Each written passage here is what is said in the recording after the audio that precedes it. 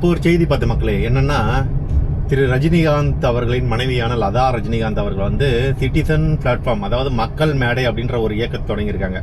ஏன்டா இந்த இயக்கத்தை தொடங்கியிருக்காங்கன்னு அவங்க சொல்றாங்கன்னு பார்த்தா, அவங்க வந்து இந்த இயக்கத்தின் மூலமா மக்களுக்கு நிறைய நல்லது, அதாவது மக்களோட சக்தியை ஒன்றிணைத்து மக்களுக்கு நல்லது செய்ய போறாங்களாம். எனக்கு என்ன டவுட் வந்துச்சுன்னா, என்னடா இத்தனை வருஷமா நல்லதா செய்யல, இத்தனை வருஷமா நல்லது செய்யாம திடீர்னு என்ன ஒரு இது, ரஜினி வந்து அரசியலுக்கு வரனாரு, பட் அரசியல்ன்ற மேடையே வேணான்னு விட்டு போயிட்டாரு. பட் இன்னைக்கு இவங்க என்னடானா ஒரு மக்கள் இயக்கத்தை ஆரம்பிச்சு அதுல வழியா மக்கள் பணியையும் நல்லது செய்ய போறாங்களாம். இதுக்கெல்லாம் என்ன சொல்றதுன்னு தெரியல. பட் நீங்க இப்படி பண்றது வந்து பார்க்கலாம், ஃபியூச்சர்ல நீங்க என்ன மாதிரியான நன்மைகள் செய்றீங்க, இந்த மக்கள் இயக்கம் என்ன மாதிரியாக போகுது அப்படின்றத நம்ம கணிக்க தான் போறோம், பார்க்க தான் போறோம்.